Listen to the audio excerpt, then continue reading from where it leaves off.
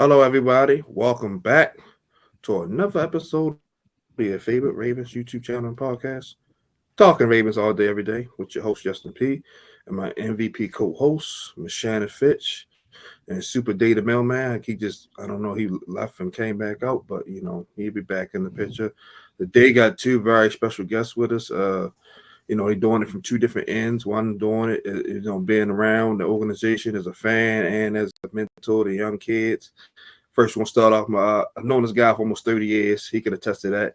My guy Keon Trippy Fisher. You know what I'm saying? Everybody know who he is. The GM, the owner, the bag man, the security guy. Like this. He like a little mini celebrity man, but he's so humble and so cool. Man. So yeah, man, got my guy on here. And the gentleman up at the top, he's working for Draft Network, man. Like I say, he been in sports groups with me and Shannon for 10 plus years. Now he's working for Draft Network. My guy, Time Dame.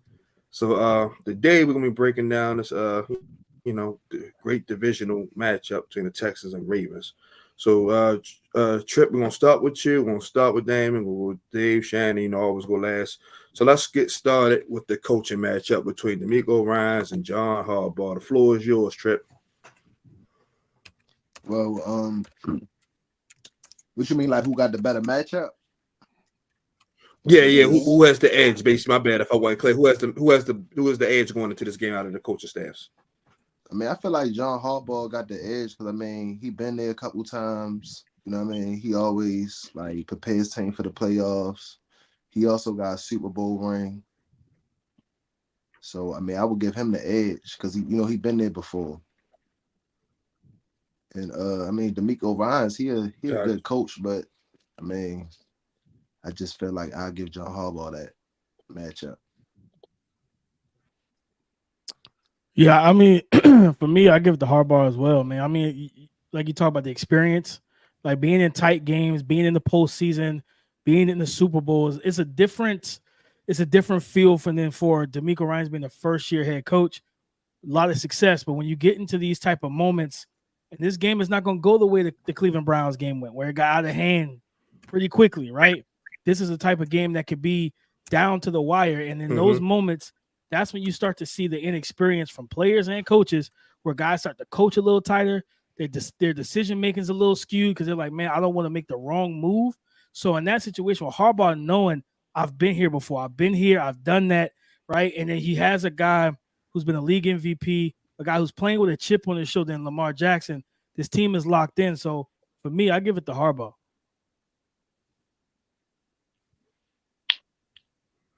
Okay. Well, what's said by both of y'all? Go ahead, Dave.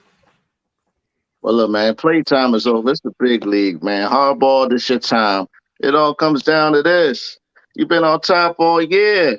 It's time to show them why you are by far one of the best to do it this year. This is the year right here.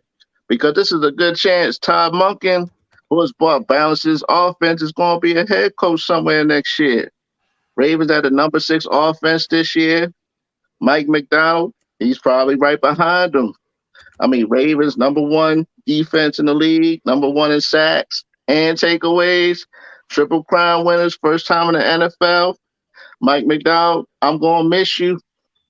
For the Texans, D'Amico Ryans, he's the right man for the job. Absolutely outstanding head coach to bring the Texans from the second worst team in the league to AFC Divisional Round is simply elite. With a rookie quarterback and a young roster, got to take a hat off to him. Bobby Sloyd, he's kind of a genius, one of the best young offensive coordinators, but nothing lasts forever. Big bank takes little bank. You were open, now you were closed. Once you come to M&T Bank, it's a wrap. Well said, Dave. Well said, Dave. Go ahead, Shannon. Yeah, I agree with you guys. It's the Ravens, more or less because of the experience. We have 2 coordinators that's basically up for head coaching jobs around the league. We could probably lose both. I'm hoping, like I said last episode, that it's not Monken. But yeah, I think the Ravens definitely got it. It's not too much today. And there's no disrespect to the Texans, so they've done a great job this season. The piggyback of everybody else, it's definitely the Ravens by far. Like I said, you got a Super Bowl winning head coach first and foremost. Like Trippy said, been in the playoffs. Only missed the playoffs a handful of times. So it's like the experience alone gives him the edge. Uh, Todd Monken, he's coached in the playoffs before with Cleveland, so he got that experience. And then Mike McDonald was on the staff on the Ravens playoff teams before he went to took the job to Michigan. Bobby Slowick got some experience, San Fran, but he wasn't a play caller then, but still Cal Shanahan. So we'll see how he do being a play caller for having full control of the offense in a meaningful game. But long story short, the Ravens have the edge right here. Mm-hmm. All right, we're going with position matchups. So we're going to start with the main position first, quarterback. CJ Stroud versus Lamar. The floor is yours, Trip. I'm gonna get an edge to Lamar. I mean, only reason why I don't want to sound like a homer, because I feel like Lamar, he locked in for real. Not saying CJ not locked in, but I just feel like Lamar just out to prove, like, you know what I mean? He been out for the last 2 years. Injuries happen, so we ain't really get to see him. You know what I mean? And to be honest with you, the last playoff game I think he did play, he ended up getting hurt. If that was against the Bills, if I'm not mistaken. A concussion, Mm-hmm. yeah. Right. So Yep. Mm-hmm. I get an edge to Lamar. Like, I feel like he just gonna come out and just like show the world like I'm him. You feel me? Like, I ain't no slouch. You feel me? I ain't no running back. I'm a quarterback, and I can do everything. And I can lead my team. Yeah, I mean, it's got to be go ahead, Lamar. Damian. Well said. Yeah, it's got to be Lamar Jackson, right? Former MVP. He's been in this league for a long time. But one of the things that a lot of people don't like talk about with him, because like we talk about the rushing ability, we know he's dynamic and all that. That's his A trait. But Lamar has come a long way as a passer. He revamped his entire mechanics, talking about even shoulders, keeping the front side closed, leading with making sure he's stepping correctly with his lead foot. But like, it's funny because when you look at where he's become, what he's become as a passer, right now he's like 5th in the NFL since 2018 in terms of throwing touchdown to interception ratio in the intermediate from 10 to 19 yards down the field. And he's in, like, I'm talking about company with like Aaron Rodgers, Tom Brady. He's in that type of sphere. So the middle of the field, between the numbers, he's going to work, especially if they can get Mark Andrews back. CJ Stroud's playing unbelievable ball, but this is going to be the best defense that he's seen all season. And McDonald we talk about those offensive wizards, but this is a dude who's a defensive wizard. The coverages he throws at quarterbacks, the looks, the simulated pressures, he took a lot of basically what Wink Martindale did and just kind of amplified it in a different way, to where it's like, yeah, we're going to pressure you, but we still got enough dogs in the back end to be able to take the ball away too. So for me, man, rookie quarterback CJ Stroud, which is my QB1 of the 2023 NFL draft, over Bryce Young, but I got to give this to Lamar Jackson. Like, I'm trusting Action Jackson the whole way. Well said, Damian. Go ahead, Shannon. I agree. Lamar's playing at a different level this season, and particularly since the bye. It just seems like it's been a different Lamar. His focus has been different. CJ Stroud, he's amazing. At one point of this season, people were asking, should he be in the MVP conversation? I think he's going to win Rookie of the Year, and rightfully so. But again, I think experience will come into play with this situation again. I do think that Lamar being home for the past 2 postseasons has been like eating away at him. I think that him having to fight for his contract, added a little bit more pressure. And I think he's ready to go out there and show everybody, like, yeah, like you said, like, I'm him. I think he's ready to do that. And that's going to start on Saturday. So I'm picking Lamar. Man. Well said, like everybody else. Go ahead, Dave. This is an elite showdown between 2 great players. MVP Lamar Jackson, 2-time MVP because he's going to win it, against the young gunner and CJ Stroud. The young one is dangerous. Stroud has had the greatest rookie season all time at the quarterback position, 4,100 yards and 23 touchdowns, and he missed 2 games due to a concussion. He really carved up that Cleveland defense last week, but now you're rocking with the best. It's lights, camera, action, Jackson. first team All Pro, fourth playoff appearance. We've been here before. And like Shannon just said, you missed the last 2 years due to injury. So, Lamar, he's been waiting for this day for a long time. CJ Stroud, there's levels of this. You're a rookie. But right now against Lamar Jackson, this is all Madden. So catch me if you can. Right here, it's Lamar, babe. Well said, Dave. Me, it's same thing all you guys said. I'm not gonna really say a whole lot because y'all already touched on it. But like I said, CJ Stroud, his first playoff game, he was phenomenal. But now you're on the road in a tough environment. You're in the cold weather. You were just playing in nice Houston, Texas. The weather was pretty nice there. You were inside. Now you got to come here against a rugged defense, that is not giving up much. They only had like a couple games where we allowed 30 or more. So, it's definitely Lamar because, like I said, outside of Will Anderson Jr. and Derek Stingley, the rest of that Texas defense don't really move the needle for you. So it's Lamar. Ain't no questions asked. All right, the running backs. So the two Texans running backs, Damian Parsons, Devin Singletary, and I forgot the other guy they got. Gus Edwards, Delvin Cook, Justice Hill. Who has the edge? Go ahead, Trip.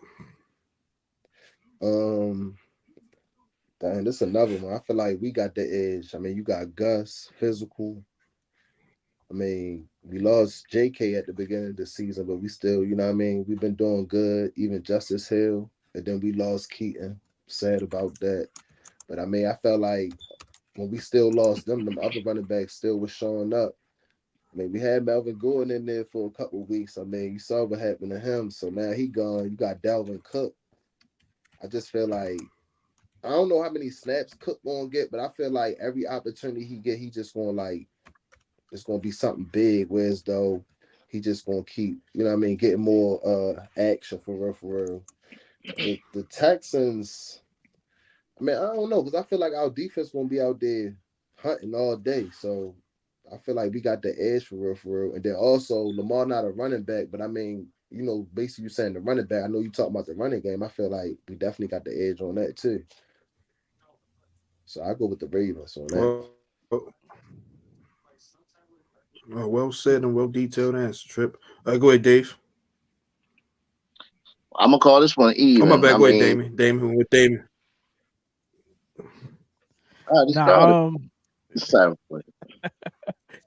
I think for me, man, I'm gonna give it to the Ravens as well. I think the big thing for me is more so now Devin Singletary has been running hard like all season. Like it kind of was it wasn't expected. We expected Dameon Pierce to be doing what Devin Singletary is doing for that backfield, but the difference for me is not Lamar Jackson as the runner, but the threat of him as a runner in terms of the zone reads, the mesh point, holding that backside defensive end. He makes the running backs' jobs a lot easier because guys have to always account for him in the head count. So like you can't crash the line of scrimmage and just take away whoever's getting the ball behind Lamar Jackson. You got to account for him first because that's the most dynamic and dangerous dude in the backfield. So with him back there, he makes Gus Edwards' job easier because now Gus could just hit up the hole, hit the A-hole, right? Square the line of scrimmage and pound it. Justice Hill can come in and be the explosive kind of change of pace back that he is. And I'm really excited to see what Dalvin Cook is able to do because now he's behind a better offensive line. He's got a much better quarterback in the backfield with him. And he's going to actually be able to get carries, unlike what he was able to do in New York. So I think he's got some fresh legs, and fresh legs is typically what defenses don't like in the playoffs. Agreed. Now, Dave, you can go ahead. My bad. All right, no doubt. All right, like I said, I'm gonna call this one even. In my opinion, Devin Singletary has actually saved the Houston Texans season because they really had no threat of a running game at all until he took over in Week 8. Yeah, he ended up with almost 1,000 yards. He had 898 yards, 4 touchdowns. He's really run the ball well. He catches the ball well out the backfield too. He saved the season because Dameon Pierce, he really had a sophomore slump. He looked terrible this year. And I know the Ravens, number 1 rushing attack. Again, we just keep on doing it no matter who's back there. Gus Edwards, 12 touchdowns. Justice Hill has really stepped his game up since Keaton Mitchell's gotten hurt. They've been working well together. So Once again, and then you add Dalvin Cook into that, man. I mean, the rich get richer, just like you said, Damon. You got a good offensive line, and you know he's going to be hungry. He definitely has something to prove because he had a horrible year with the Jets. So this one, I'm gonna call this one even. Okay, go ahead, Shannon. I picked the Ravens, and I'm with this for the same reasons that Damon Trippy did. I mean, first of all, Gus had over 800 yards, and that was him sharing the load. Then you have Justice Hill, who's been our second or third running back, sometimes depending on who was out there. He has close to 400 yards. Then you add Dalvin Cook, like you said, fresh legs. Who wants to see that in the playoffs right now, right? And then Lamar, whether he runs or not, like Dane said, the threat of him running, that just changes everything, and that's going to be included in a rushing game, whether you like it or not. So for that reason, I'm giving it to the Ravens as well. Okay. Definitely going Ravens. Like I said, Dalvin Cook, now he's going to be activated. He's going to get carries. And like I said, he can kill you in the receiving game and rushing game. And like Damon says, behind a much better offensive line. People forget this is a guy that just had 1,000 yards the last 4 out of 6 years. Once he finally got healthy and got off that injury bug. Then, like I said, Gus, 12, 13 touchdowns, Justice Hill getting involved. And like you said, then, of course, like Trippy said, Lamar can always kill you with, take scrambles and read options. So, yeah, it is definitely Ravens and the running back department. All right, now we're going to go to the wide receivers and tight ends. Nico Collins and Noah Brown and Dalton Schultz. They got a couple guys injured versus Odell Beckham, Zay, Nelson Aguilar, Tylen Wallace, and Isaiah Likely and now Andrews. So go ahead, Trippy. Who has the edge? I'm gonna say us again because I feel like the Texans, like I know they got that tight end. What's his name? Dawson Schultz or something like Schultz. that. Dalton Schultz. And Yeah, Dalton Schultz. and hey, and don't get me wrong, that boy Nico Collins, he tough. I wish he was on our team because you throw it up, he gonna catch it. But I feel like we got the advantage just because we got like a veteran Odell. You know how he do in the playoffs. You got rookie Zay doing his thing. Even Nelson Aguilar doing his thing. I mean, you got Bateman, he coming around now, and the tight ends, we got Mark coming back. Even if we don't use Mark, I still feel like we good because we got Isaiah Likely. And Likely been showing up for these last couple games when Mark been out. So I give it to them because like the Texans, they got a couple injuries. They don't have Tank Dell. I think they just put Noah Brown on the IR. And I forgot what was that other wide receiver. Oh, Robert Woods. I think he probably playing, but he in and out with injuries and stuff. So I'll give the Ravens the edge on that. Mm-hmm. It ain't crazy because it seems like everything I'm gonna pick the Ravens, but I'm just confident in my team. Nothing wrong with that. Go ahead, Damien. Yeah, I mean, I think it's easily the Ravens, right? Like when you don't have Tank Dell, who was, I think, 8 to 10 games into the season, 700 yards. He was going to eclipse 1,300 easily if he stayed healthy. Not having him, it's you can double Nico Collins. Dalton Schultz is good, but he's not a game changer in terms of you got to put bodies around him. You can go one-on-one with Dalton Schultz, right? Mm-hmm. On the other hand, thinking about Odell and Zay Flowers, these guys are dynamic. Rashad Bateman, if he could just consistently catch the football, you know what I mean? Like he could be a big play guy as well. And Isaiah Likely probably more than likely gets majority of those starting snaps while you kind of allow and work Mark Andrews back in. But Likely is a dog in himself. You know what I mean? I watched him play in person, seen him, at events. This is a baller. And like for me, it's just like this group is the best group that Lamar has had. So, and I'm happy for it because Lamar hasn't had a whole lot of help throughout his career from a receiving position outside of just truthfully Mark Andrews. So as much as I like the Texans and what they've done, they're shorthanded and Lamar Jackson got a healthy group. Give me the Ravens. Well said, Damien. Go ahead, Dave. I agree with y'all, man. It's the Ravens on this one also. Zay all the way. Zay Flowers has had the best rookie season for wide receiver Ravens history. Odell Beckham's really came in. He's given that veteran presence. He's had a good year. Nelson Aguilar's also been really key. He's always made some big plays every game. Rashad Bateman, like you said, a little bit of a bust as a first round receiver, but he's found his niche as just a possession guy. He's been playing well. I agree. I think, in my opinion, if Isaiah Likely was really the start, I think he'd be a top 10 tight end in the game. This guy can catch. He's fast. He has all the tools. I'm honestly going to be surprised if Mark Andrews plays. I like to see him out there. I just don't think he's ready. He hasn't really practiced. I don't know. I don't know if he's ready for the game. And as for the Texans, Nico Collins is the main threat. If you shut him down, you pretty much got them. Dalton Schultz also, like you said, I agree, he's good, but he's not really, you're not going to lose sleep over him. He's good.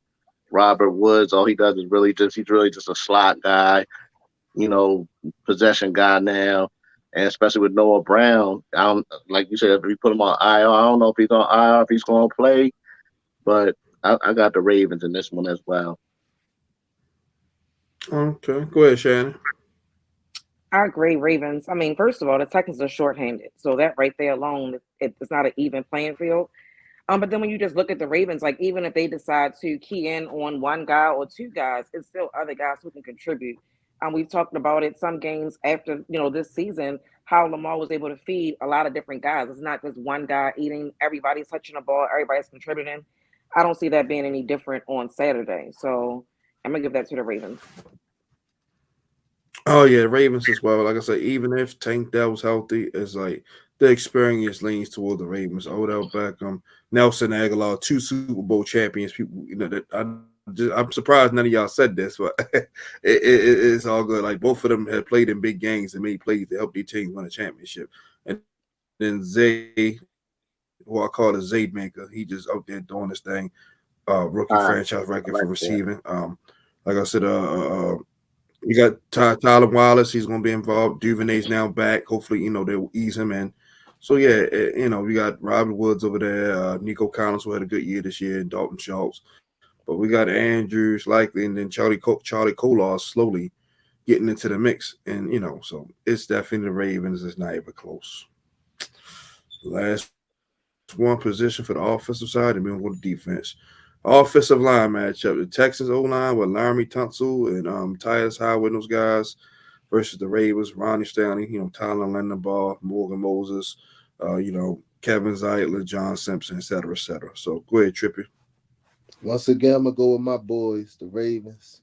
I just feel like, I can start from Ronnie. I mean, Ronnie had an up and down season, but I feel like the end of the season, he was doing a little better. And I feel like now we in the playoffs, he gonna give it all he got. John Simpson, he was, he played his role this year. Tyler, look at that. Second year, made the Pro Bowl. So, that speaks for itself. Kevin Zeitler, he was snubbed. I felt like he should have been a Pro Bowl, but just because a lot of people, the sports reporters were saying he was snubbed for that shows his play on the field. Then you got my man Morgan Moses, had a little up and down, but I think he had a little shoulder injury. But I feel like playoff time now, they just gonna give it all they got. And then I believe the Texans, they had a couple offensive linemen hurt for real. So I'll give my Ravens the edge on that one. Now go ahead, Damian. Yeah, this was a little tougher for me. But I gotta go with the Ravens mainly because that offensive line to me, for one, is healthier, more cohesive. There are also a lot more veterans on this O-line, guys who've been playing in the league and playing together a lot longer. Where I look at the Texans situation in terms of which offensive line has the harder matchup, it's the Texans O-line. You know what I mean? They have the more difficult matchup, dealing with Justin Madubuike and dealing with, Pierce on the D-line and this rotation of guys that can get after the quarterback, all the different looks that they're going to see from McDonald. I lean right into the Ravens. I think they're going to be able to protect Lamar better as well as move the ball in the run game because if I remember correctly, that D-line for the Houston Texans does give up a lot of leeway in the run game. You can get a push on it. You can generate some vertical action from the line of scrimmage, and I think the Ravens will be able to lean on that. Well said, Damien. Go ahead, Dave. This was also Baltimore Ravens #2 offensive line in the PFF. Man, they've been doing a great job keeping Lamar clean. Once again, nothing happens. You want to be MVP without a great offensive line. They got to keep it clean. #1 rushing up attack. So, I mean, that pretty much speaks for itself.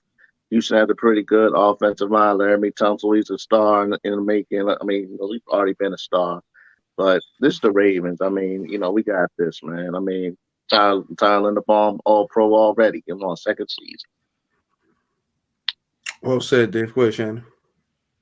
Yeah, I'm echoing what everybody else is saying. The Ravens. For me, we've dealt with a lot of injuries on the offensive line this year as well. And it was never really no fall off where we felt like, oh my goodness, so and so is out. So what are we gonna do? One of the biggest things we wanted to be fixed in the offseason was the offensive line. And I feel like John Harbaugh and his staff usually do a pretty good job with picking the right guys. And honestly, we haven't had Lamar for the past 2 years, and a lot of people said it happened when he was in the pocket, right? So you put that on the offensive line. The fact that Lamar was able to finish this season and have one of his best seasons and probably win MVPs, #2, second MVP. Like, yeah, I definitely got to give that to the Ravens. And Tunsil is a beast. Like, we all know what he's at, how we look at him. That's no disrespect to him. But like Dane said, thinking about a cohesive group, I'm going to give that to the Ravens. Yeah, it's funny that we supposed to originally draft Laramie Tunsil. I know everybody knows the story. That bong situation made Ozzy turn away from it and ended up getting Ronnie. So that was just funny. But we definitely got the edge. Like I said, we got more depth. Like how Ben Cleveland came in when Zeitler was injured. Still, not a beat. He played well. Same thing when times that Fale had to come in for either Stanley or Moses. He played well. Patrick McCarry from time to time when he came in, he held the fort down. Same with Sam Mustaford and all these other guys. So definitely we have more depth there. And like I said, the guys had a week off to relax, so basically almost 2 weeks. Houston, like I said, Laramie Tunsil, Kenyon Green, Juice Shrugs, the rookie. Like I said, Titus Howard, him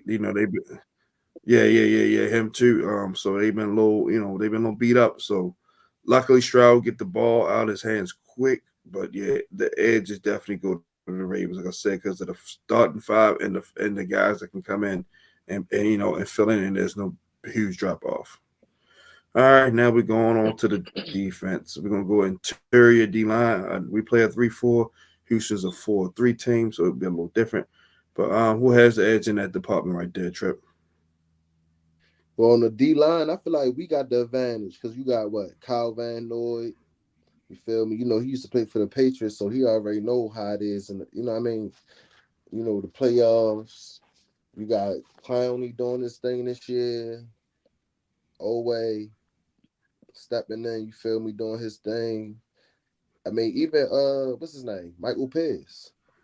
Like, I mean, he might not be big on the stat board, but I mean, people out there double teaming him, so he doing something. Then you can't speak. You can't even forget about Justin Madubuike. Boy, been balling all year.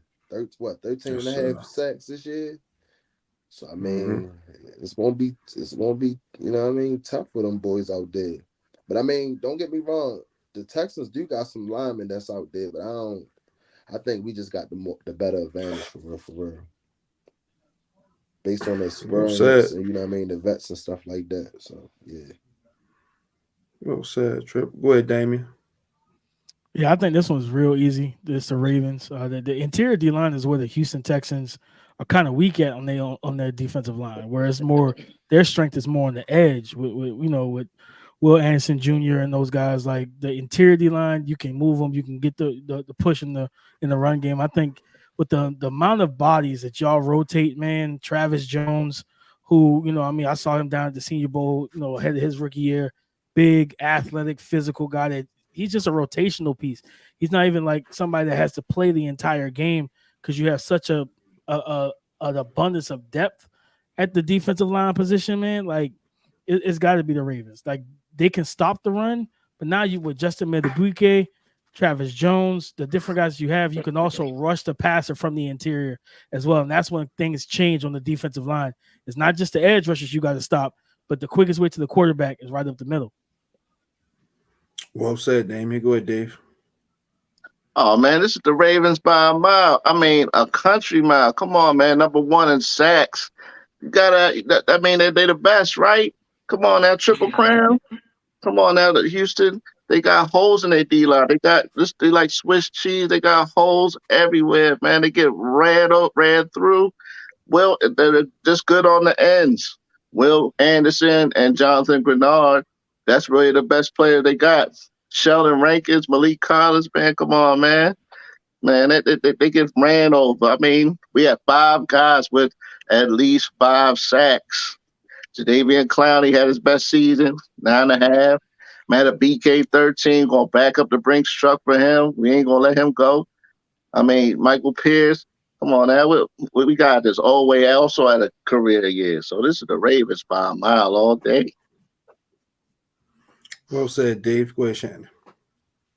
I picked the Ravens as well, and the one thing I wrote down was just sacks, pass rushing ability. To me, that's what separates the two. Like you guys said, Will Anderson, I think they got one with him. But when it comes to a group of guys, I'm going with the Ravens. Yeah. The Texans D line's not too shabby. Yeah, Will Anderson, Jonathan Grenard, from Florida. He's their leading sack guy, like 12, 13 sacks. Malik Collins and like Damon said, he's been getting washed out there a little bit. That's why they give up a little bit rushing yards. And then they got Derek Barnett that can come in. So they have a pretty okay D line, but our D line is probably one of the better D lines right now. Like I said, Metabike, like they said, he's gonna get paid this all season, and it's gonna be by us. Travis Jones has been playing steady. Michael Purse has been doing his thing, balling quietly. Like Trippy said, he don't got all the numbers. But when you play that nose tackle, one position on top of the ball, you're not gonna get a lot of statistical loves. But he's doing a lot of dirty work, pitching the pocket. Brent Urban is coming in doing his thing, making plays when he can, getting a sack or two here, block passes. And like Damon just said, Travis Jones, and then Tavares Robinson came in and gets giving us a little rotational guy down there. So it's definitely us by a landslide. Like I said, we're the league in sacks, so it's not even close. All right, so we're gonna go linebackers, inside linebackers, and outside linebackers all in one. So who has the edge, Trip? Man, you already know. All pro, bro. All pro PQ. And them boys been balling all year. So I'm gonna go with the Ravens. The linebacker core. To be honest with you, like I know football, but I don't even really know like who even is the Texans linebacker. I think they got what? I can give you a couple names. Like Denzel Perriman, Christian Harris, Blake Cashman. They just starting linebackers. Yeah, I don't think they're better than the Ravens. So not even close. Go ahead, Damien. Yeah, it's Baltimore, man. When you have two dudes like Roquan Smith and Patrick Quinn playing at the level they're playing at, is very difficult. Don't get me wrong. Blake Cashman's played well this year. Christian Harris is starting to come along because that was kind of a raw rookie, really athletic. He's similar to Patrick Quinn in terms of athletic profile, build, stuff like that. But he was, from a visual standpoint, processing, using his eyes. Like he had to develop in that way. He was more of a see ball, get ball type of backer. But he's young and he's growing. But man, you got two absolute studs on that second level. Guys who could cover man to man, they can drop off in zone, and they're heavy hitters in the run game. Yeah, it's the Ravens. Well said, Damien. Go ahead, Dave. If you do not have true all-pro, Pro Bowl linebackers, you're not better than us. Ravens all day. These guys go together. Roquan Smith, Patrick Queen, they go good together, just like half and half. Lemonade. One's iced tea, one lemonade. They go good together. Just making plays. Kyle Van Noy, good job. I need another. I'm gonna keep saying that. I need y'all to sign him for a couple more years because he is balling. And for Houston, they're pretty good. Christian Harris, he had a pick 6 last week, but he could still get picked on. Like I said, like you just said, Damon, he's still processing. So sometimes he's good, sometimes he's not. He's not there yet. And he's going against our offense. You're in a whole heap of trouble.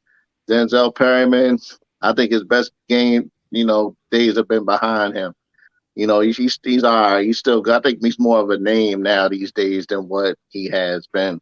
and Blake Cashman. He's been pretty good. But it's the Ravens. Come on, man. We got all pros in the middle. Well said, Dave. Go ahead, Shannon. I agree with everybody else. The Ravens. I've said all season. Anytime you have two guys like that in the middle, it's gonna put you above a lot of other teams. Now they're both all pros, and Patrick Queen is going to get paid. It might not be from the Ravens, but he's definitely going to get paid. So I'm giving it to the Ravens. Oh, the edge definitely the Ravens. Like I said, the three guys I just named for the Texans wouldn't even start for us. So that's a clear cut, dry answer right there. Like, like I said, Patrick Queen, who I've been critical of, that all y'all notice, he's playing pretty good ball. He's definitely gonna get paid. All pro row. I mean, the guy's been a beast since Georgia. Clowney and Van Noy both combined for 19 sacks. So, they're doing their thing. Hopefully we can keep those guys back because Tyus Bowers, I don't know what's going on with your man. Tripp might got call him because he's stealing money right now. But anyway, probably so. But anyway, Trenton Simpson, another guy, you saw what he could do against Pittsburgh. When given a chance, he can come out there and ball, man. So that right there made Eric DeCosta a little bit of money in the offseason, like we was talking about Tuesday. So if PQ price tag a little too high, he might say, "Hey, man, I want you, I love you, but I got this kid here that can do the same thing you're doing for 30 cents on the dollar." I go. But it's us, and it's not even close. Like the Texans have three guys, and that's it, and the rest is just dog shit. So it's just called how it is. All right, let's go secondary. We're gonna go corners and safeties together. Who got the edge, Trip? Ravens got the edge. I mean, you got well, I think Marlo not playing, but I still feel like we got the edge because Darby been balling this year. Arthur Millette been balling this year, and we picked them up like, you know what I mean? Like other teams weren't even trying to get them. We picked them up, and they been playing good.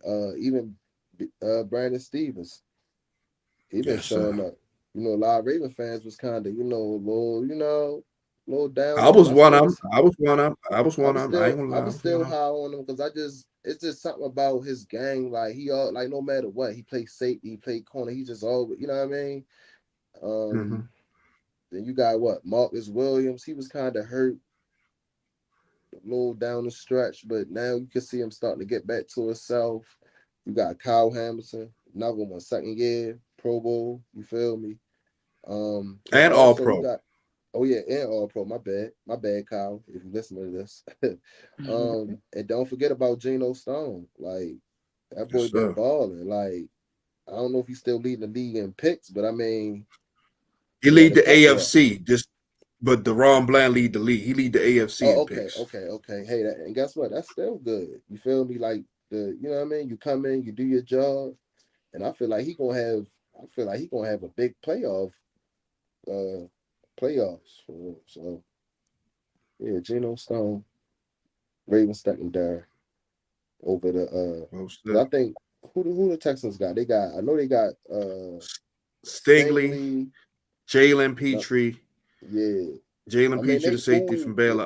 Kareem Jackson, Steven Nelson. Yeah, all those guys like that. Yeah. I mean, they are, but I don't feel like they better than our secondary. Not even trying to be like a casual or a homer for real. Just being honest for real. I just feel like our secondary been balling all year, and they just gonna keep balling in the playoffs. Oh, and Jimmy Ward from the Niners. I don't know if he hurt or not, but yeah. I think he hurt. Yeah, he out for season.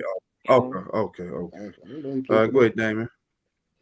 Yeah, I mean, this was probably out of all the position groups, this was the toughest one for me because that Texans secondary is talented, but the edge got to go to Baltimore because of the safeties. Like Petrie's really good, love him.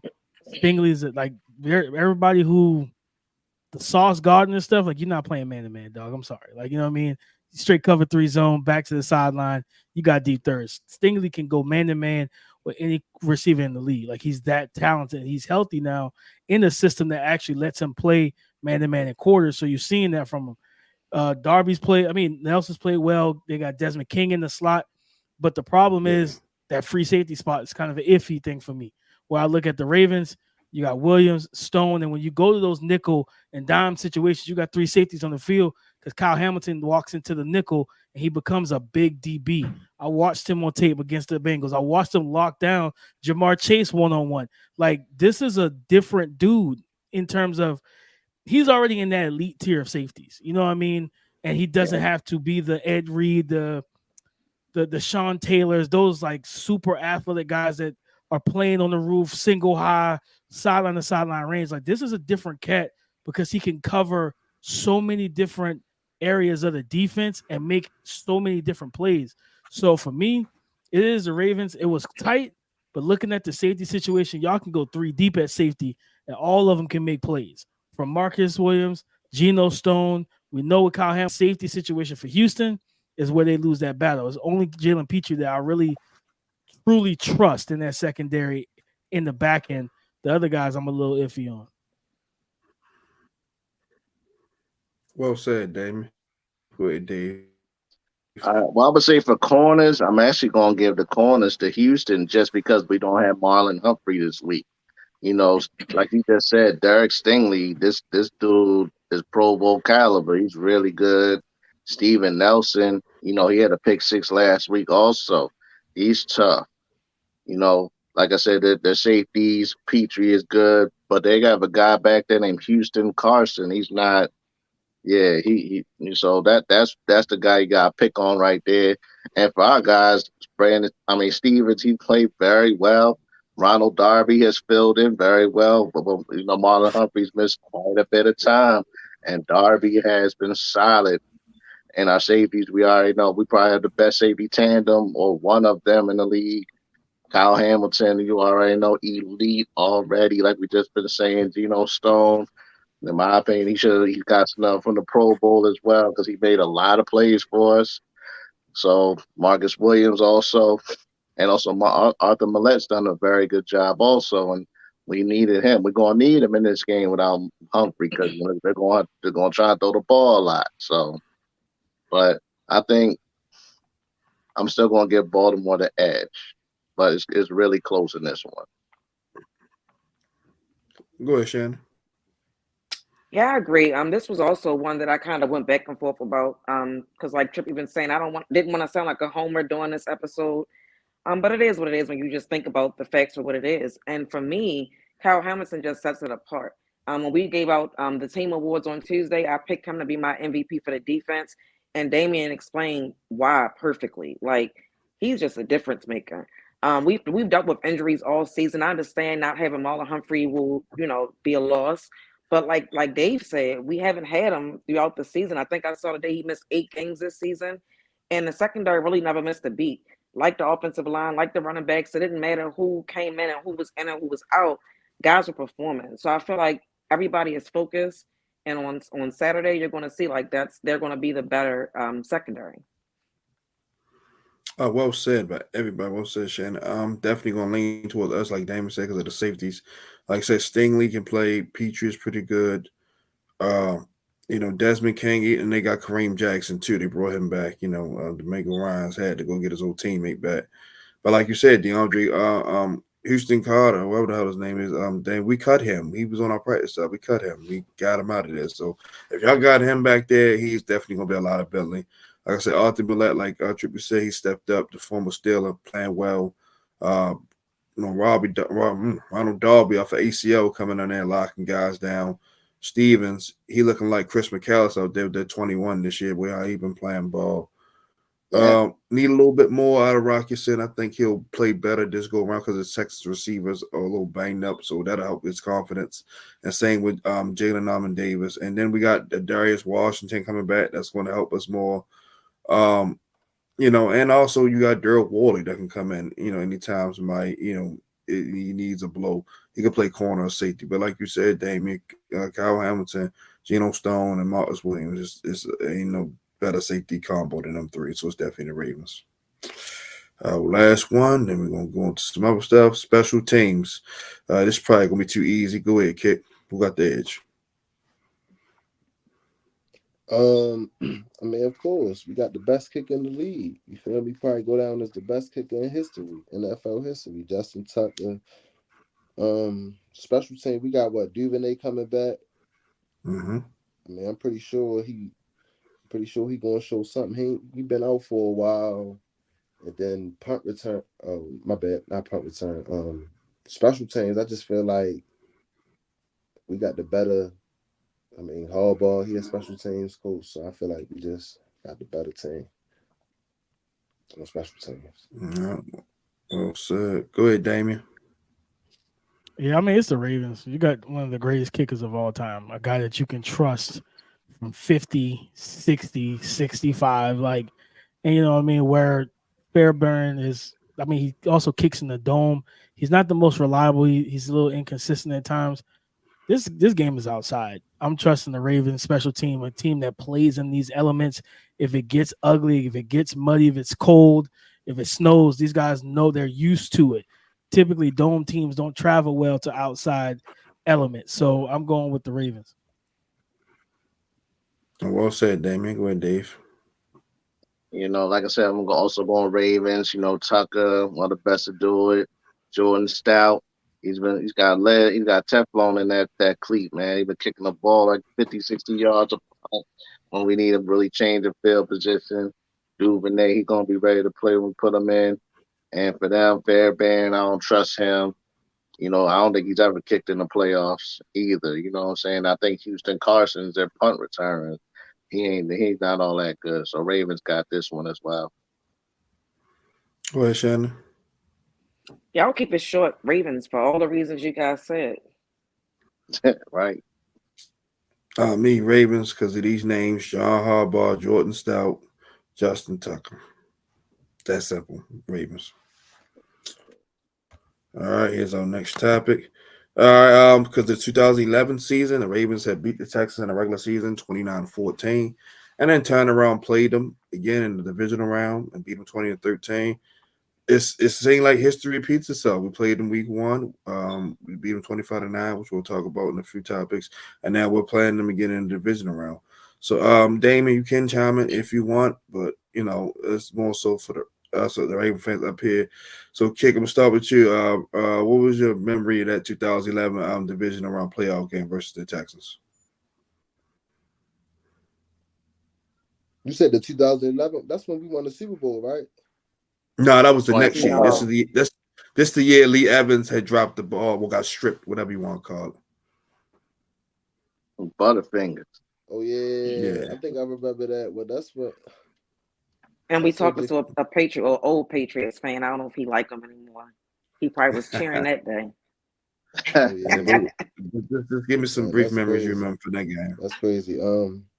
If I'm not mistaken, I think Jacoby Jones fumbled or something like that.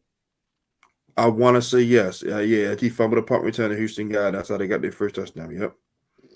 Yeah, other than that, I ain't gonna lie. I can't really remember nothing from that game. I'd be lying if I say I did, man. That's probably a game I forgot.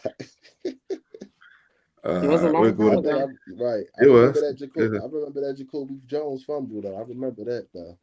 Yeah. That's how they got their first touchdown. You're right on that one. All right, go ahead, Dave. I just remember, let's play off Flacco. Flacco, he kind of coasts throughout the season. And the playoffs, he just makes them big throws. Torrey Smith caught a couple of passes, Dennis Pitta. So I just remember playoff Flacco. That's when he really started coming up. When we really started counting on Flacco to take this to where we need to go. And of course, Ray Lewis, Ed Reed, just the defense was just dominant. Come on, man, Ravens defense. That's when we was really known as the Ravens defense. Bart Scott, Adelius Thomas. Come on now. I mean, Chris McAllister. We was shutting them down, man. And okay, I was gonna say, them three wasn't there, but I think you're talking about historically, but I got you. Yeah. I'm saying historically, Got you. I got you, Dave. Go ahead, Shannon. What I remember about that game is it being a lot closer than I hoped it would be. Ladarius Webb had a good day. I think he might have had 2 interceptions. We kind of scored early off that. The offense was struggling. Yeah, one. One, and Avery had the other one. Remember to close the game. Well, what I do remember was Ed Reed calling out Joe Flacco after that game. He said that Yeah. Joe Flacco looked flustered, and Joe Flacco didn't seem to have a No, hold on the he said offense. scared. Remember they kept saying on NFL Network, he said he looked scared. That's what they kept asking Flacco on NFL Network the whole week. Yeah, that Yeah, was but his I'm saying exact that's word. what I remember. But then the next week we went to New England, and Flacco had a hell of a game. So that's what I No remember. doubt he did. Like, yeah. Yeah, the every pick to win it for sure. I remember that because, like I said, Houston was driving. Arian Foster was getting some good runs. Andre Johnson actually had 100 yards. Like, I remember because he was cooking Kyrie Williams. And like I said, Avery came John on the spot. Flacco, man, him and Anquan Bolton, man, that was the start of their postseason hookup. That game right there, Bolton came to life in the fourth quarter. Got a touchdown, moved, kept the chains going. And of course, Ray Rice, with screenplays, got us down the field. But like I said, that was a really tight game. Like I said, came out of every getting the pick. But yeah, it was definitely a great memory for us. That, like I said, history repeats itself. So it'll be the same outcome. Right. All right. Next topic. Here's our next topic. All right. Will Mark Andrews play, and what impact will he have if he does play? Go ahead, Trip. I'm kind of 50-50 with this. I don't know if he gonna play or not, but if he do, kind of stuck between this because I know that's Lamar's favorite like security blanket, you know what I mean? But I mean, if he play, I feel like he'll still probably play a big role because like he could be a decoy for real. You feel me? Like even if they don't throw him the ball, somebody still gotta like watch him. You feel me? Cover him for real. So, I mean, it could go either way for real. I mean, I ain't gonna say no. My bad. I ain't even gonna say either way. I feel like he can have a big part in the game. Even if he don't get no catches, I still feel like he could be able to open up different stuff for like the wide receivers. You feel me? Even if he just sit in the middle of the field and just sit right there, he ain't gotta do nothing else. Just keep, you know what I mean? Somebody double team or whatever. I feel like he gonna have a big game. But if he don't play though, I still feel like we still be good without him. At least I know he been practicing for these last, 2 weeks. You never know. We win this game, AFC Championship. I'm pretty sure he'll be back, ready to rock and roll. Well said. Go ahead, Dan. Go ahead, Damien. That's well said, Trip.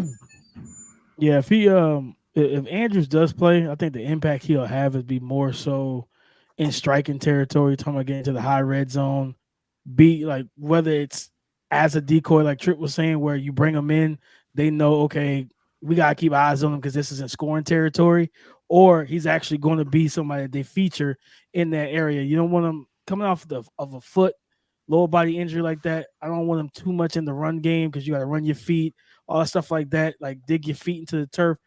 Nah, I'm good on that. You know what I mean? Go ahead and get him into the seam routes.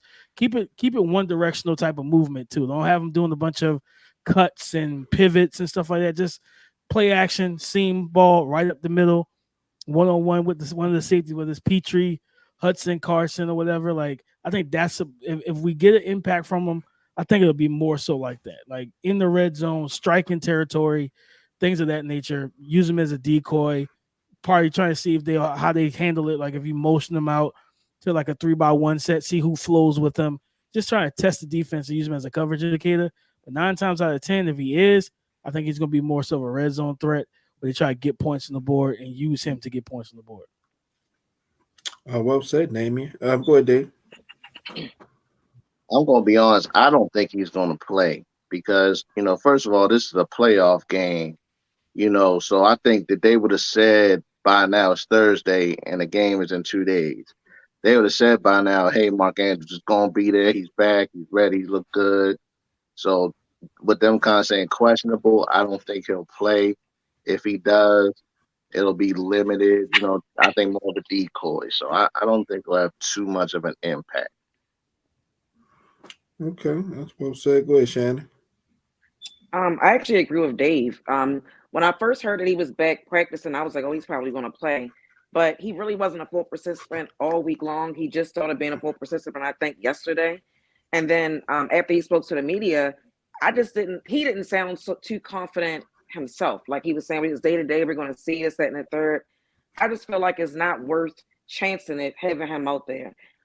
We've been doing well without him playing these past couple of weeks. If he is, okay enough to play, I would say, sit him. and let them have a full week of practice next week if we win, and then you play in the AFC Championship. If we lose, then you can just go on and continue to rehab and not make your situation any worse than what it may be. Because, like, for all the reasons that Dame said, I don't. The only impact I can really see him having is like in the red zone. You don't want to get him out there and get him hurt even more. We're not in dire need of him at this moment. Mm-hmm. I just don't see it being worth it to put him out there considering. And when he said that his injury was like similar to what T.O. was dealing with, I just don't. I don't see it right now.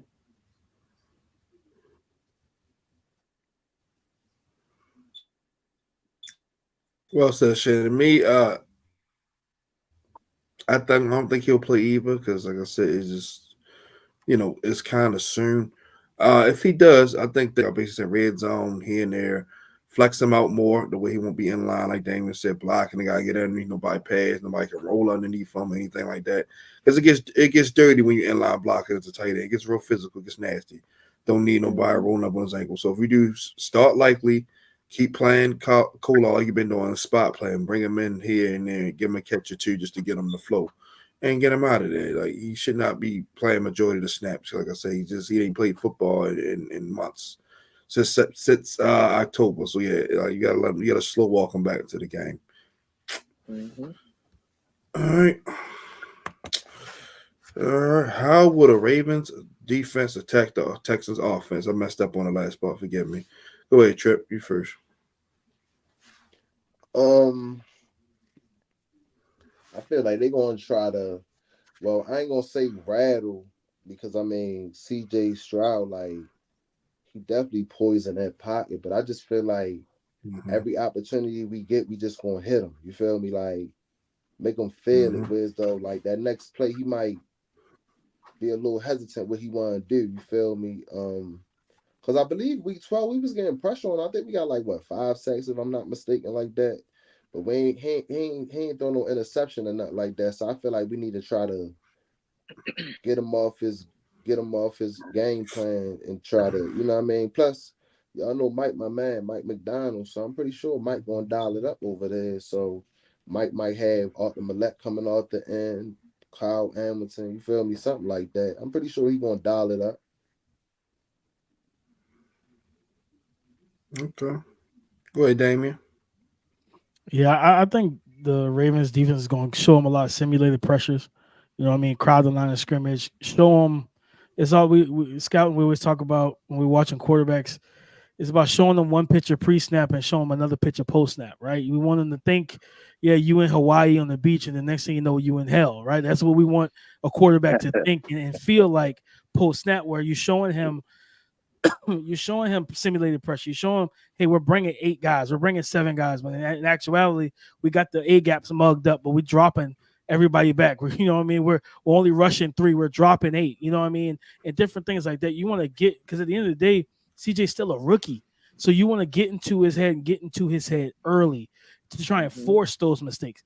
This is a poised, very motivated young man. You know what I mean? And it's like, it's not going to be easy to rattle him. But if you start, like Tripp said, you hit him early, hit him often, right? Start making them kind of flinch and feel like bodies are around him when bodies aren't around him. So same thing. I mean, you go back to last Saturday when Spags called that, it showed cover 1, rotated the cover 2. So they started cover 2, rotated the cover 1, went back cover 2 against Tua, and then picked them off. It's like those are the type of things you got to do to a quarterback that is going to want to play from the pocket and force CJ to double clutch, take away Nico Collins. I think that when you start doing that without Tank Dell, I don't trust any of those other weapons. I trust Tank Dell, Nico Collins, and then when those guys are there, I really do trust Dalton Schultz. But without those guys being able to go off and stress that defense vertically, yeah, no, I think they're going to try and get in his head early and force a lot of mistakes. Well said, David. Go ahead, Dave. I agree. You gotta make CJ Stroud uncomfortable. But in my opinion, the only thing that the Ravens defense has had a little bit of problem with from time to time is stopping the run. You gotta slow down Devin Singletary. Like I said, he's been running the ball well. That's the key. I'm not even worried about the deep. I mean, the secondary. The secondary has been playing well. and the D line's been doing what they do with the pass rush. So we're going to get pressure on them. I think it's going to be the same thing as the first game. We're going to get in there on them, make them uncomfortable, and he's going to throw the ball to us a couple of times.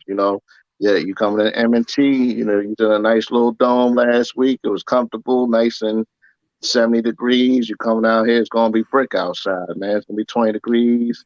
Good luck with that. And, it's going to be like, look, the D-line's going to be like old school Wu-Tang. It's going to be 100 men rushing in. Not one of them is sober. We're coming in there, going to get him. We're going to hit him a couple times. You're going to have to think about it. So we're just going to have to make him uncomfortable. Well said. There you go, Shannon. Yeah, I pretty much said the same thing. Confuse CJ, show him different looks. And if you key in on Nico, which I think they can do that with the guys in the back, you don't even need a whole lot of guys to do that. Then they can really stop the run and you really just affect their offense. And kind of what we've seen happen throughout the season when we've played teams that we expected their offense to do particular things against us and they couldn't. I think we're going to see something similar to that on Saturday. I agree. I think we're gonna do the same thing we did to Brock Purdy. We're gonna take away his best option. We're gonna bring the noise. We're gonna have both middle linebackers. Sean Blitz is dropping out. He thinking the middle field gonna be open. No, somebody right there. Like Tripp said, we're gonna send Arthur Millette out the edge. Send Cal Hamilton, and then we're gonna twist and stunt the D line. Like Justin Metabike been killing with those defensive tackle stunts. We're gonna play a game with the Texas O line. Which way we coming? Who twisting? Who going? Yeah. So and then we got fresh legs. Like I said, Clowney and them guys come in. Then you got Cal Van Noy. Now you got Owe balling. So it's just CJ is gonna be getting himself off the turf a lot, and it's cold. So that might get to him a little bit. And I think this time we will pick him off at least twice. Yeah. I think Mike McDonald gonna have Bob's. Sluick. I think he gonna have him in a frenzy all day long. So yeah, Mike McDonald, he got a good game plan prepared. All right, now to flip it to the other side, how would the Ravens offense attack the Texans defense? Go ahead, Tripp. Hold on, my bad. Say it again. No, I basically flipped it. How would the Ravens offense attack the Texans defense? I feel like just like it's like every week you hear from Todd Monken, it just feel like he just keep installing like different stuff. Like if you wouldn't like consider install, I'm just saying like just letting like Lamar just be more free with the offense. And like I hate to compare 2019, but some fans, it's the rest, but I just feel like the difference between the 19 team and this team is like with the offense, I feel like the offense can adjust. You feel me? Like they can adjust to whatever's going wrong. It ain't just like, we just gonna stick to this thing. Like they can really do different things to open up the offense. And I feel like they just going I feel like they're gonna run the ball. They probably start off running the ball and they probably just start airing it out. Like I might be tripping right now, but I think Lamar might give us a 5-piece special in the playoffs. Jackson 5. I like that, King. I like that. Go ahead, Damian. Yeah, man, I'm expecting the Ravens to feature that run game, right? Test that interior defensive line. And then this is the type of game when it's cold out, it's a man's game. You want to see really who's tough enough to be out there and be out there for 4 quarters, because you can come out there hype. Like we always talk about, like emotion only lasts for so long in the football game. You can come up hype and really amped out of the locker room. But how do you feel tackling Gus Edwards into the second quarter? How do you feel tackling him into the third quarter? You know what I mean? How do you feel trying to contain Lamar Jackson come the top of the fourth quarter? It's a different ball game, especially when it is going to be 20 degrees outside and you're not in the comfort of an air-conditioned dome. It's a different ball game. So I think for me, that run game is going to be pivotal. Get going downhill and really kind of punch them in the mouth and see how they respond, right? Because that defense, they are physical, they're well coached, but again, everybody has an answer until they're hit. So how do they respond when they're hit? And that's going to be the biggest thing. So set that tone early, and then of course the motion stuff. Get Zay Flowers going in the pre-snap motion game into the flats. Give him the ball in space. Let him put those guys in conflict, right? And then when you really need that big play as well, you look at him, whether it's in the slot or you look at OBJ. I think that this is going to be a complete type of game plan from them, but it's going to start with that run game. They're going to want to dominate the line of scrimmage, reset it, and really see what these guys are made of. Because, like I said, it's a different ball game going to, hosting a playoff game where there's nothing going on. But when you go on the road and you go from being in a dome, like I think it was, sorry, Shannon, when I mentioned this, Peyton Manning wasn't that great when he went on the road early in his career. You know what I mean? Like when you took him out the Indianapolis Dome and he had to go to New England and he had to go in Pittsburgh and different stuff like that, it was like, all right, yeah, it's different. And when those guys hit you 2 seconds after you throw, those hits add up. You feel that going into the halftime. So I think that's going to be the big thing is that this team is going to play physical and see what the Houston Texans will bring back as a counter. And I don't know if they have the level of physicality to match Baltimore. Go ahead, David. I agree. Like you just said, man. But I think we're just going to be more physical. Ravens definitely have to run the ball well this game because that's the Texas weakness. You got to run the ball on them. We're going to throw the ball too. But like I said, the offense has just been great, man. We're the number 6 ranked offense in the league. No, we just put up 56 points against Miami, and Miami had a better defense than Houston, in my opinion. So I think it's going to be business as usual, man. We're going to do what we want when we want. Lamar Jackson, first team, all pro, quarterback, MVP is going to win number 2 for a reason. We're going to do what we want on them, man. And we at home. So, the crowd, that's going to be a factor too. I mean, it's going to be rocking in the bank, man. Come on now. Big bank, take little bank. Like I said earlier, man, we got this. Well said, David. Go ahead, Shannon. Yeah, I pretty much agree with what you guys said. I mean, it makes sense to establish the run. We've already talked about a weakness on with the Texans in their defense, so it makes sense to go there. But I also think that over the weeks we've seen the passing game evolve, and I feel like they're definitely going to want to showcase that as well. And if we can get the passing game going early and get down the field and score, then we can get an early lead.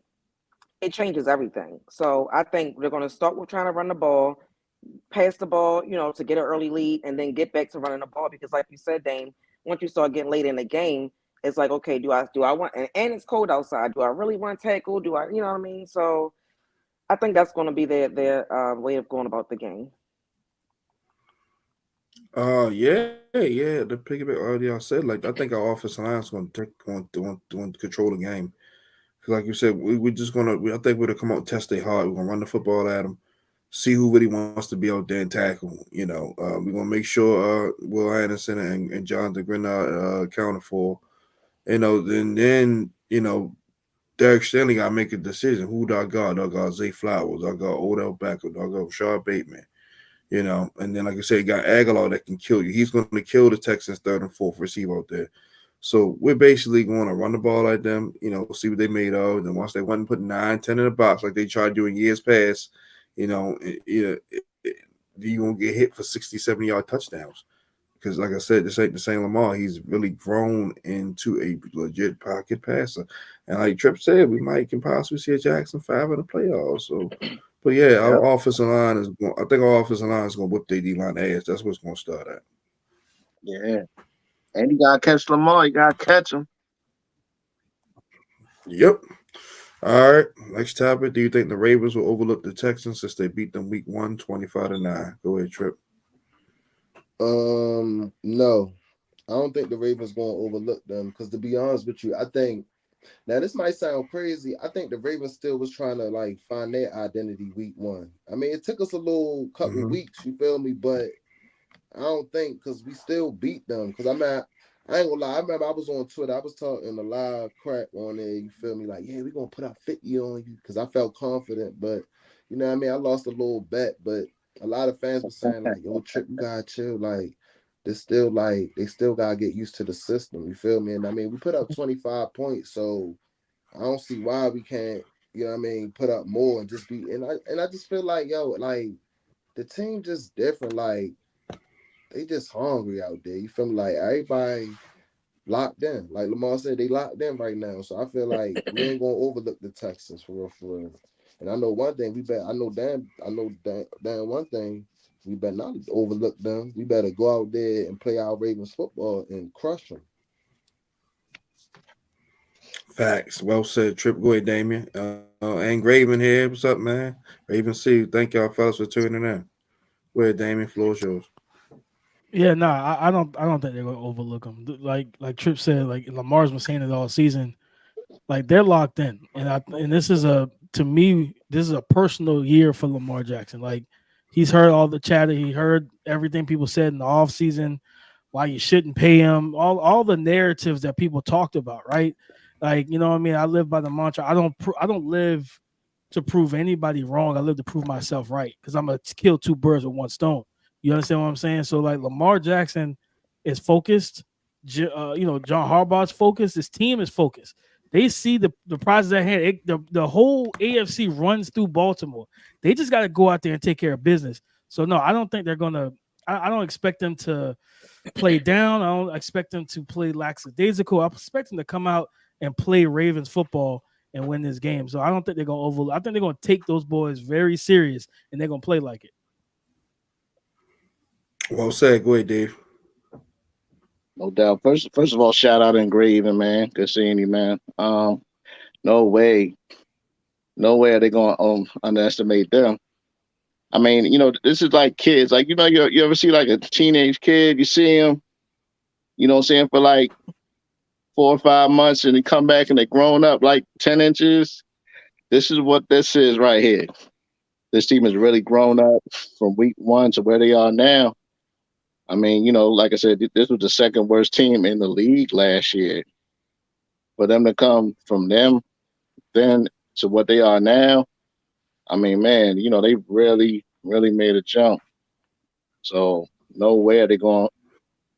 And then, the Ravens, we haven't had a whole lot of success in the postseason lately. So, we're not going to take anybody lightly. The team is 100% totally focused. So they know that they have to take everybody at their best. They're going to get everybody's best game. Go ahead, Shannon.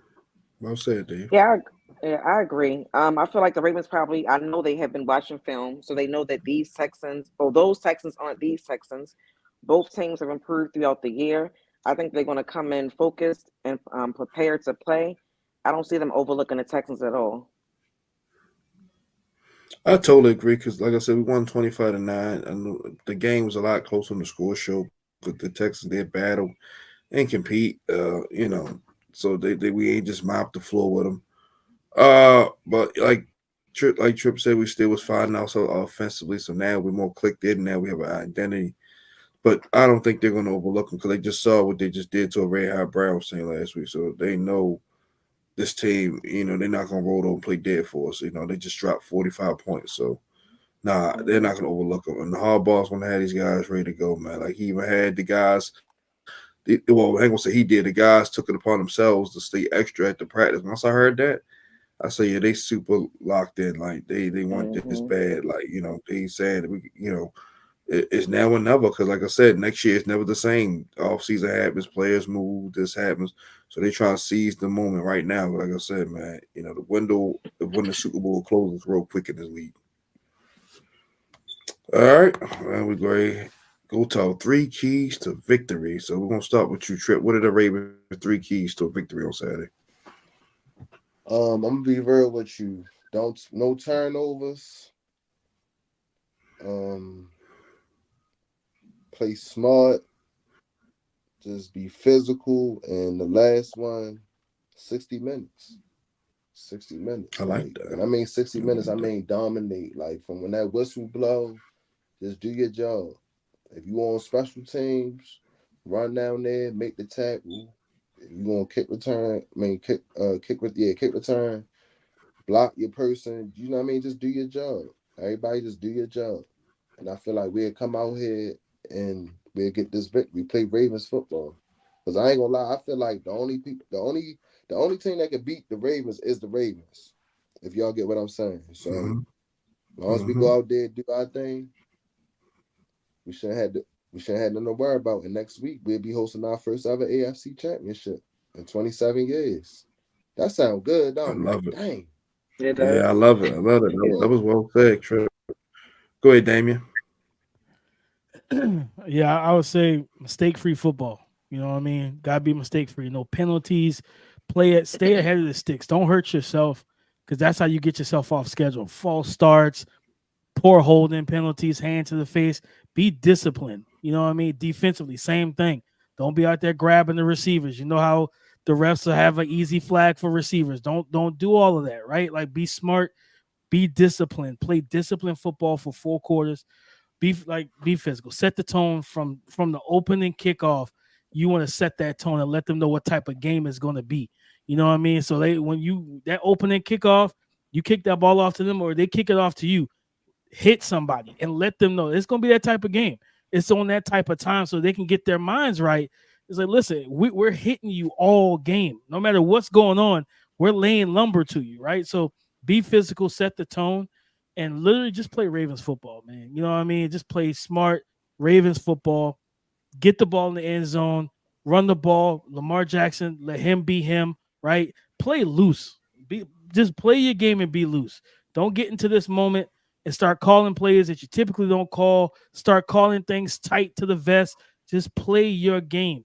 Trust everything you worked on all week. And if you do that, you're gonna come out of this game with a victory. Oh, like that both said, Damon. Go ahead, David. I'm gonna say number one, protect Lamar because Houston they've been doing well at getting at the quarterback recently. So they did the Flacco. They had Flacco scared to death last week. So gotta protect Lamar, keep him clean. Number one. Number two, I think we need to run the ball well this game. We need to establish the run well. Justice Hill, Gus Edwards, of course Lamar. Got to run the ball well this game. Number three, get good. We gotta get the heat on CJ Stroud. We cannot let him sit back there and light us up. He's been chilling. When he gets a chance to set his feet, he's gonna light you up. So that's my three keys. I like it, Dave. Well said. Go ahead, Shannon.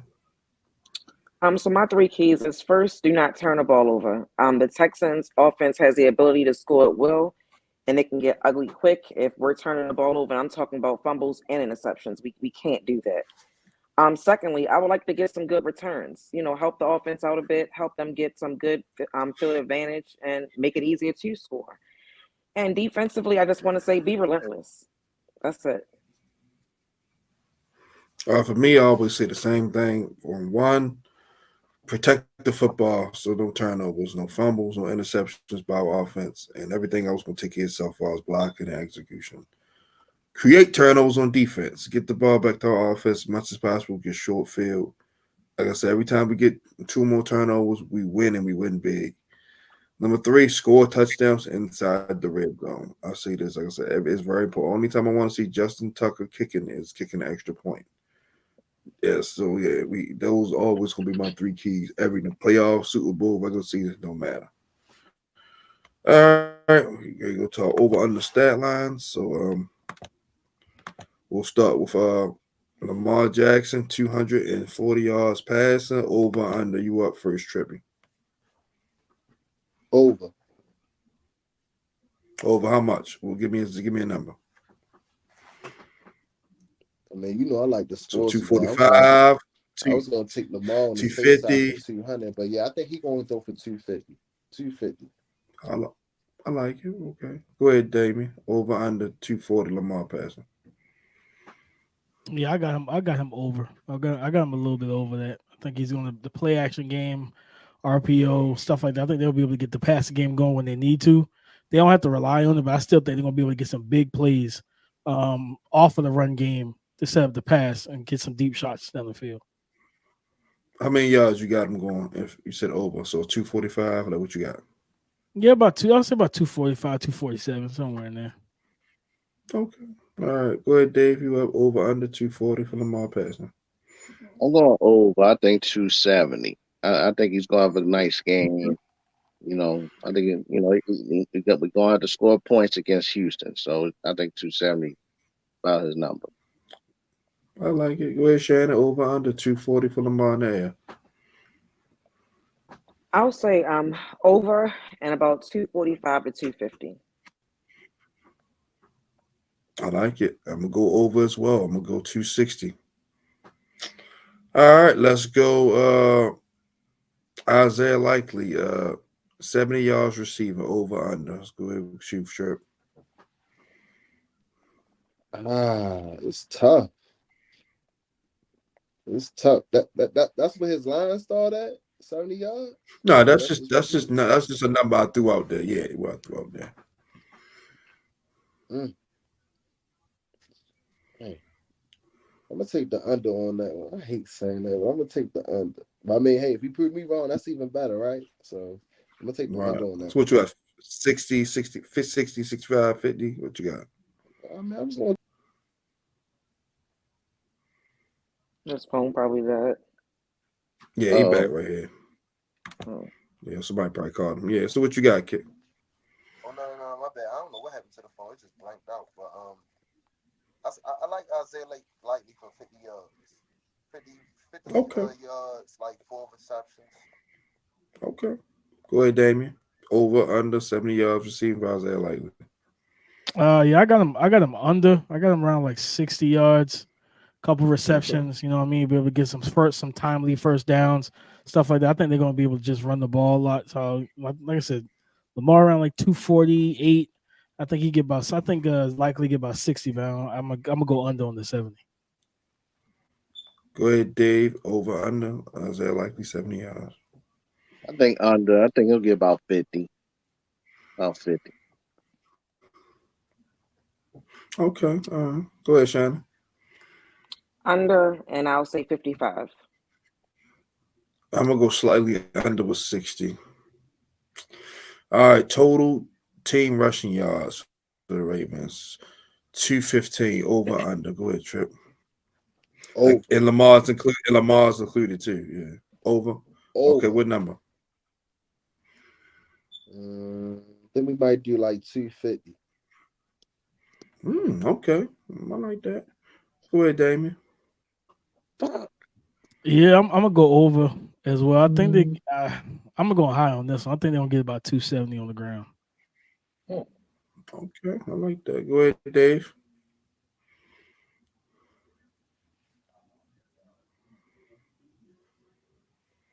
He might have froze for a second. So I'm gonna skip and go to Shannon. Go ahead, Shannon. I'm gonna come back to him. I'm gonna say under. I'll say about 195. 195. All right. For me, I'm gonna go slightly over with 230. I think Gus will get 80. I think I'm gonna say 70. I think Justice Hill will get 30. Lamar come with his 40, 50, and I think Cook will probably get like 50 yards. So I'm gonna go 220. I'm gonna go 230. Let's go. All right, now we're ready to go defense. Total team sacks for the Ravens defense. We're gonna start with 3 over under. Go ahead, Trip. Over. What you got? I feel like we're gonna have about 8 sacks tomorrow. I mean, damn, I'm thinking today Friday, Saturday. We're gonna have 8. I feel like we get 8 sacks. We're beating the dog shit. I think everybody gonna eat. Kyle gonna have one. Bro gonna have one. PQ gonna have one. Always. Meta BK, Kyle Van Noy, and Clowney. Yeah, we get 8 sacks. It's gonna get ugly. I like that. Go ahead, Damien. Yeah, I'm going over on the 3. I'm gonna give him 5. I'm gonna give him five sacks. I think they're gonna be able to get back there, and eventually they're gonna start getting the ball out of CJ hands as quick as possible. You know what I mean? Trying to prevent him from getting beat up in that cold. So I'm gonna go about 5 sacks on him. Go ahead, Shannon. I'm gonna go over and say 4. Okay. I'm gonna go over and say 6. All right, I got 2 more total team interceptions for our defense. We're gonna start with 2 over under. Go ahead, Trip. You said over what? It broke up a little bit. No, over under total team interceptions for our defense. I'm gonna start with 2. Yeah, I'm gonna go over. I think we might can get like 3. Okay. I know out of them 3, I know Kyle won't get one. I can see that happening. Go ahead, Damien. I'm a whole pat. I think they get 2. Okay, so 2 on the nose. Okay, go ahead, Shannon. I was going to say the same thing as Dame. I think it's going to be 2 interceptions. All right, Dave. Over under total team interceptions defensively 2. All right, yeah, my bad. My phone had died, man. I had to go. I'm gonna play in my truck right now, man. I you know, Okay. I know my bad. I'm gonna go over. I think we go. I think we'll get CJ Stroud twice. Hey, So you going 2-1 on those. I'm gonna go right on the nose with 2. I think we get him twice because he takes care of the football. He only got 5 interceptions and 3 almost in one game, so he takes care of the football. So I'm gonna go 2. All right, last one. I say this for last all the time. Total combined tackles for Patrick Queen and Roquan Smith. Let's go 24 combined for both of them. Over under trip.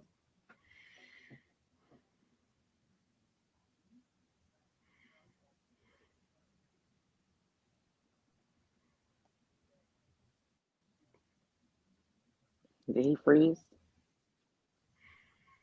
No, I think he's Hello. moving. Yeah. Total combined tackles for Roquan and PQ. 24 over under. I think it'll be over because I feel like they just gonna be like field to field, side down the sideline. They just gonna be out there just like I think they're gonna be competing. Like I don't know. I don't know if they be saying each other like, man, I'm gonna have more tackles than you today, like something like that, like to try to compete with each other, something like that. But yeah, I think it's gonna go So over. over like what 25, 26? I say about. I think both of them at least get. Well, I think Bro will get about 15 by himself, and I say about PQ probably get 10. So I say probably like 25 is that. 24. Okay. Go ahead, Damien. So I'm gonna go. The line's at 24. I'm gonna go under. I'm gonna go 22. I think Bobby Slow is gonna try to avoid those boys to the best of his ability. Mhm. You know what I mean? Moving CJ Stroud, getting the ball into the flats on the outside. I think they're gonna try to stay away from the middle of that field because of those two linebackers. So I'm gonna go under for the 20. All right, go ahead, Shannon. Over under 24 combined tackles for PQ and Roquan. I'm going to go under and also say 20. I think it's a game where they both could have double-digit tackles. But like Dame said, I don't think they're going to do their best to go at them because that is our strong suit defensively. So y'all give them 20. All right, they over under combined tackles. Roquan PQ is lines at 24. I'm going over, man. Listen, man, Roquan gonna be tackling any and everybody out there, man. So I think 28. Okay. I'm gonna go slightly over with 26. I think Roquan gets 14, Patrick Quinn get 12. Because they're gonna tackle in the pass game too, so that counts as well. So 26 for me. All right, our last one of the night, the score prediction. It gets real good right here. So all right, Trippy, go ahead. Give me your score prediction in this game. Well, I got, I'll be doing my podcast too, Zone 32 podcast. So I always like to, keep it real how I've been doing it. Even though when I call 105.7, I got the Ravens 42, Texans 17. That can very well happen. That can very well happen. I like that. Go ahead, Damien. I got Ravens 28-17. I think they're gonna win by multiple scores. I feel good. They Damien covered it. said 17, though. I feel good about that though. Yeah, that covers the spread. The spread is at 9, so that's good. Go ahead, Shannon. I have the Ravens 30-21. Go ahead, Dave. I got the Ravens 34-23. Okay. I got the Ravens as well. I'm gonna go 38-17. I think we're gonna beat them by 3 touchdowns because now the offense is clicking, and we're gonna pour it on them a little bit more than we did the first time. All right, that's it. We're gonna do closing remarks. We're gonna start first with Trippy. Go ahead, just give us some closing remarks, some things you want to say, shout out, anything, whatever you want, whatever you want to share with us. um, I just want to say it's been a good season so far, but we ain't done yet. I predicted the season to go 13-4, and now I'm predicting the Mm-hmm. postseason we gonna go 3-0. So y'all already know what that means. And anybody going to the game Saturday, man, just be loud. Like They just I don't know if you going to the game, but whoever do a podcast or whatever, you call in the radio. If you don't sound real like hoarse or whatever, you ain't do your job, man. I want the bank to be loud like how it was Thursday night. Thursday night against the Bengals. Like just all we gotta do is just do our job. I just hope the boys stay healthy. Y'all can follow me on Instagram, Trippy_Kicker.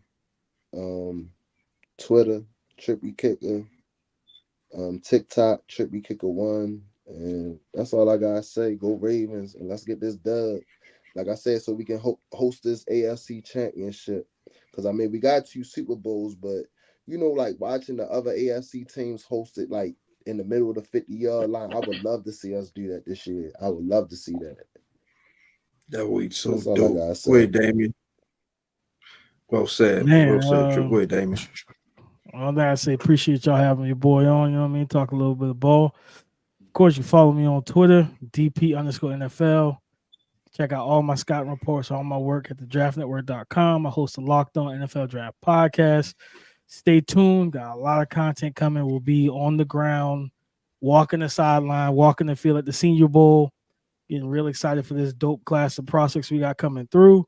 Be able to see Penix, Nix, all these different high-profile guys that you watch on TV. Be able to really get to see them, talk to them in person, and see what they're really about. So stay tuned because I got a lot of stuff coming down the pipeline. Well said, Damian. Definitely check my guy out. Check Trippy out too. Go ahead, Shannon. First, I want to thank Dame and Trippy for coming on. Dame, I know you're really busy, and Trippy, I know you're really popular. So I appreciate both of you for taking the time out to come on tonight. But I'll end today like I ended on Tuesday. It's time to kill the narratives and create new ones. Got you. Okay, quick and short. I like it, Shannon. Go ahead, Dave. No doubt, man. Yeah, hey, man, good having y'all on, man. Damian Trippy, man. You know what I'm saying? I just want to thanks, Raven Nation, everybody that support our show, watch us, you know what I mean? That's pretty much it, man. Everybody just supporting us, Ravens, we're gonna get this one right here. This our year right here. Yeah, I want to say thank you to both of y'all because I've been, trying to get this for a minute. Schedules wasn't aligned. Trip, I know, man. Trip talk about this all the time. We go to the games together. I've known this guy forever. Our schedules finally aligned. When you gonna put me on the podcast? Yeah. Our schedules finally aligned. Shannon, by the way, Shannon, I know I'm a little popular, but I always been trying to get on the show. I ain't, I ain't that type of, I like to show love. No, he Yes, we definitely, appreciate it. he definitely was on me. But I said we're gonna make it happen. And our schedules finally clicked, and we made it happen. And like I said, Dame. Like I said, had I known it took Shannon to get you on, I would have said that to you a while ago. But it's all good. It's all good. Like I said, that pretty face, y'all can't turn that pretty face down. She used to host a podcast with your boy, man. I know, Shannon, yeah. I know, yeah. I remember that. I remember that in 2020. I remember that. So y'all got a rapport, which is great. But thank y'all for coming on. Shannon Day, y'all the MVPs. Sure. Just don't go about y'all. I definitely appreciate y'all. So y'all know what I'm about to say. Like, subscribe. If you can't watch live, watch us on Apple Podcast, Spotify, and basically we everywhere. The links are right there in the description. I'm gonna post Damian and Trippy's Instagram and stuff later when I go back and do the edit, so y'all can follow them. But y'all know what I'm about to say. Make sure y'all trade. I don't know what trade stands for. It's right there. Talking Ravens all day, every day. Have a wonderful Thursday. Like I said, Saturday, like my man Kick. Let's have the bank rocking. I'm gonna try to see if I can go, but if not, I'm definitely gonna be home locked in. 4 o'clock phone on do not disturb. Hey, even the people that ain't going to the game, man, time. scream in your house, make them neighbors mad. Yes, indeed. They'll be okay. They'll be all right. Yes, I'm with you on that. They gonna be watching the game too. They be all right. Absolutely. If they hate the Ravens, they're still gonna watch to see what happens for sure. So either way. So yeah, like I said, y'all have a great rest of the week. Like I said, we're back Tuesday, hopefully. I'm pretty sure we're going to be in a good mood preparing for the AFC Championship game. I have no doubt about it. It'll be me and Shannon, and like I said, Dave will be on that following Thursday. Oh, man, love y'all guys. Thank y'all all for tuning in and Raven C. Oh, man, and like I said, let's go Ravens. It's on and popping come Saturday, 4:30. Y'all have a blessed night, and we are out. Good night, guys. All right, see y'all. Good night, Shannon. Thanks again, Damon. Appreciate you, man. All right, man. All right, Dave.